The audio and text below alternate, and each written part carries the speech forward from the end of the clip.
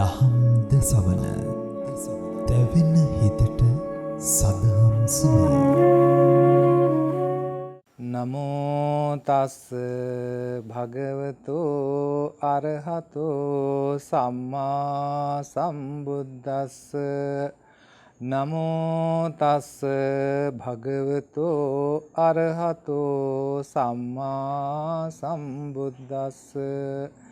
නමෝ තස් භගවතෝ අරහතෝ සම්මා සම්බුද්දස්ස.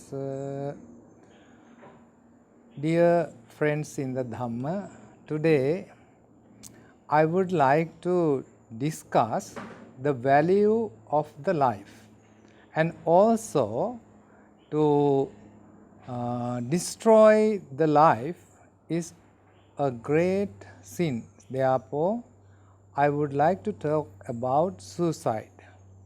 Recently, few weeks ago, I happened to go to a funeral of one of our devotee who was very healthy, and he was at the age of maybe 50 or 55. He just committed suicide. So this opened my eyes to think about this topic and why people are destroying life. So if you look at the World Health Organization research and all the data, normally in the world, whole world, there are 8,28,000 deaths per year. Those deaths are occurred or happening due to the suicide. So if you take like every 12 person per every 100,000, 1 lakh, every 1 lakh, 12 person are died from suicide. So why people are taking their own life and destroying their own life? Mostly there are many reasons for this. Firstly, people have very negative, very destructive thoughts about themselves. They might think, I am not good enough, I am not smart enough, or I am not attractive enough, or my life is total failure. And therefore, these negative thoughts in their mind will ruin their own lives. Therefore, friends, it is the way we preserve the world. For example, I have this hand. If I take this hand to my face, I can see only my hand. I cannot see the rest of the world. Why? Because my perception, my view is so limited, so narrowed down. Therefore, I can see the whole picture around. So, if you think about your life in a psychical way, you think that my problem is so big, my problem is so grave, my problem is so painful. There is no other person in this whole world suffering like me. I am the only one experiencing, I am the only one feeling this kind of very sad and bad and very worse situation. So therefore, they think, okay, it is enough, I will take away my life. I want to get destroyed, my life. But dear friends, there are other psychological reasons as well. Especially in today's world, there are so many people are undergoing stress and depression, and also mental anxieties, mental disorders and bipolar disorders. Sometimes people are addicted to drugs and alcohol addictions. Some people suffer from schizophrenia. Some people have nihilistic beliefs and destructive beliefs. And when we try to commit suicide, we have the rational part of our brain, intelligent part of our brain, and also we have very emotional and very, we think in our feeling wise, and we bound down, we also obey our emotions. So this is not the way for us to look at our problems. It is human nature, it is natural that we can be emotional. But at the same time, we have a brain, we have thinking capacity, we can consider the other aspects. So if you take your hands a little bit further down, you can see your hand as well as the things around you.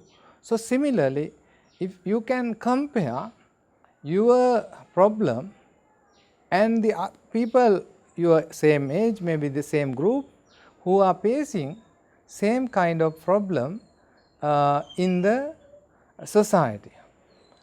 In India, there was one lady called Amma. She was tortured by her husband, and she was kicked and tortured every day, and she wanted to commit suicide. So she went to the railway track, and when she went to the railway track, she saw a man without two legs begging for some money to live. There she realized, here I am, I have all the legs and all the hands and all our body parts. I am a complete human being. I don't have such disabilities or difficulties. So she decided, I will not commit suicide. I am not going to die. I will try to live. Not only she, at that moment, her wisdom, her inner voice told her, I will help the people who are going to commit suicide. And she became one of the greatest philanthropist, social worker, and she received the highest awards in India, the Padma Bhusana, and all the other very important rewards that was given by the Indian government. And she built children homes, elders home, and so many other things. So dear friends, in Buddhism, if you look at, our mind is very important in Buddhism, especially where we think, how we think. Is it motivated by greed? Is it motivated by craving? Is it motivated by desire? Is it motivated by anger or hatred? Is it motivated by delusion? So if you are committing, if you are taking away your life, if you are destroying your life, that your thoughts in your mind may be not pure, may be full of anger, may be full of hatred. So the final movements of your thoughts are not good. According to Buddha's teaching, when person is passing away, we must have the departing thoughts, or this is called Chuti-chitta in Pali. The dying moments, we have some thought stream, process of thoughts. So these thoughts must be pure, peaceful, calm, and no any hatred, delusion or anger. So if you are committing suicide, you cannot die happily, you cannot die without any anger, you cannot die without any resentment and grudge and hatred towards the society. So this committing suicide can happen due to the self-hating. So in this world, Buddha said, Dullabancha manussata. To be born as a human being is really a blessing, really a sacred thing, really a very important thing. So once you get this human life, there are so many potentials, so many things we can do with this life. We can add many meanings to this life. If you are not adding the meanings to the life, if you think you idle, you don't want to do anything for yourself and for the benefit of the others, then problem arise. Especially if you are very selfish, especially if we are concerned only about our business, our things, the struggles or the unhappiness, the different kinds of modes can arise in our mind which are self-destructive. So our body, our mind is born to help others, to serve others. This is the real nature of our body, real nature of our mind.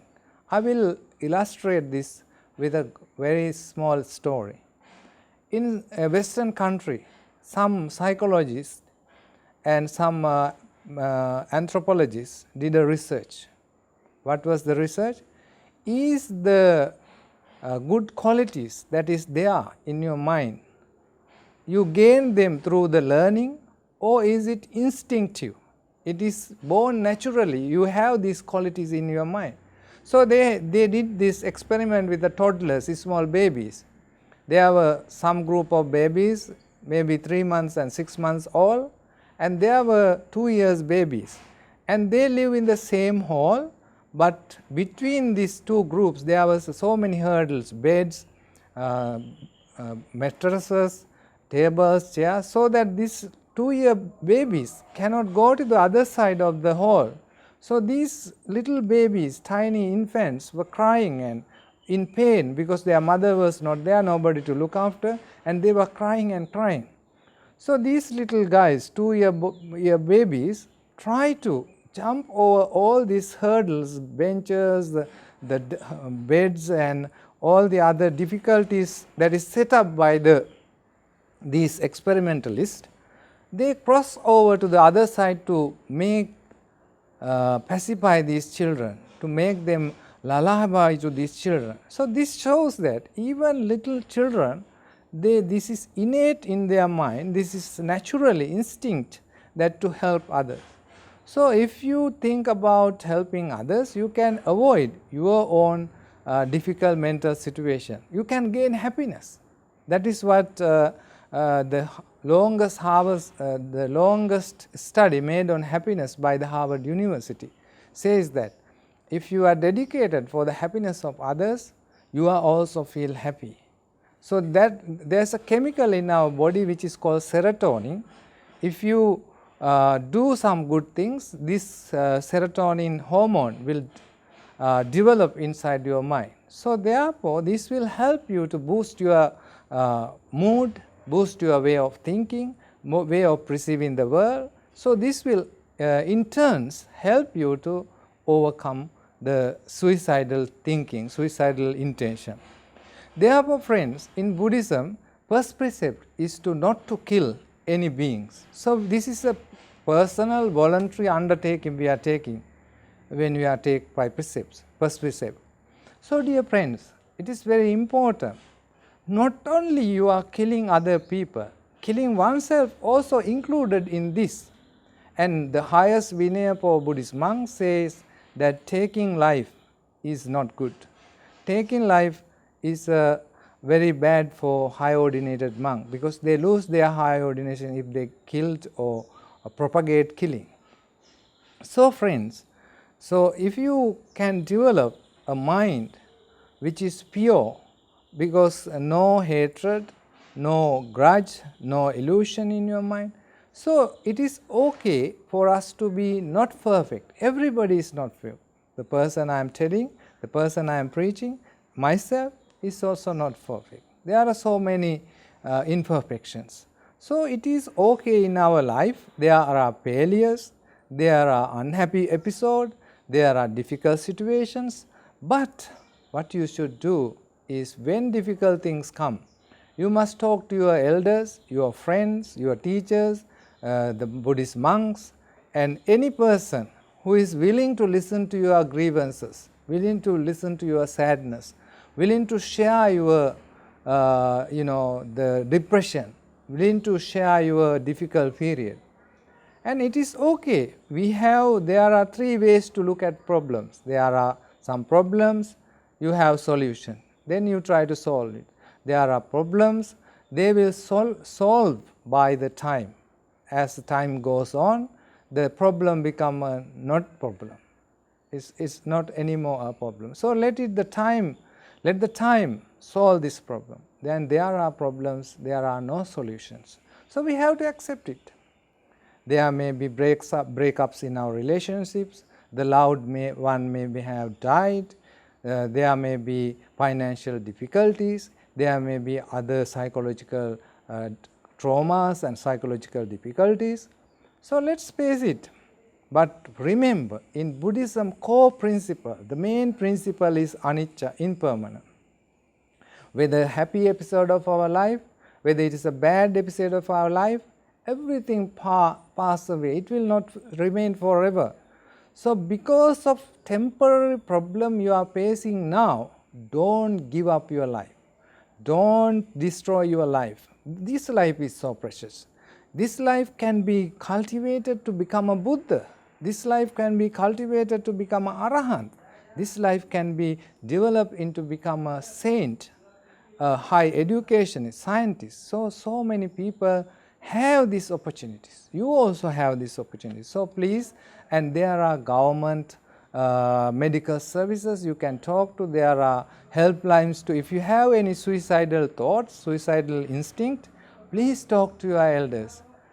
Don't suffer yourself alone. There are people ready to help you. That is people's nature. If you are in a trouble, if you are in a difficult situation, people come forward to help you, solace you. The people come and make your mind happier. So please, don't destroy this precious life. May the Buddha, Dhamma and Sangha guide you and protect you and bless you.